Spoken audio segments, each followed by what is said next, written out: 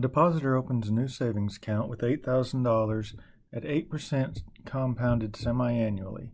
At the beginning of year 5, an additional $3,000 is deposited. At the end of 6 years, what's the balance in the account?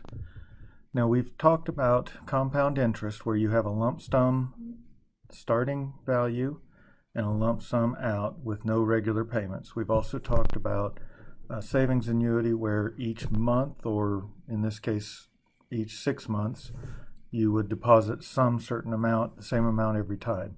This doesn't really fit either of those situations, so we're going to have to break it into two problems. First, we're going to look at 1 year. We got 1, 2, 3, 4, 5, 6. So we've got one lump sum to start with in year 1, and then here at the beginning of year 5, we add another $3,000. So to do this problem, we're going to look at years 1 through 4 as one problem, and then we're going to look at years 5 and 6 as another. To start with, years 1 through 4, our number of compoundings, twice a year for 4 years. So it'll be 4 times 2 is 8 compoundings. Interest is 8% APR, so we'll divide that by 2 to get 4% per 6-month period. Our present value is $8,000. Payments, again, 0. And then we'll find our future value. I'll punch that into the calculator. And when we solve, we get $10,948.55. So that's how much we have at the end of 4 years. And I imagine some people are getting this one wrong because they're seeing that money was added at the beginning of year 5, but we need to calculate through the end of year 4, so that's why we're using 4 as our number of years.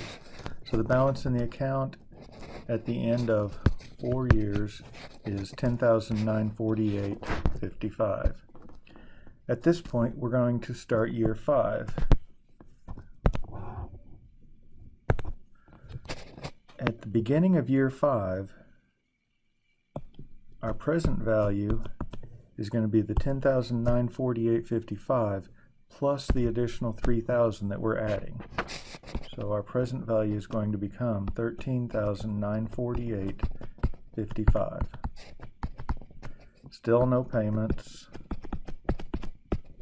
and we're still looking for the future value.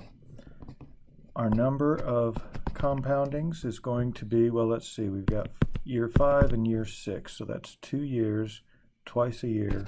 So the number of compoundings will be 4. Interest per compounding is still 8 divided by 2, so that's also 4. And now let's compute it. And when we solve, we get $16,317.83. $16,317.83. And that will be the future deposit.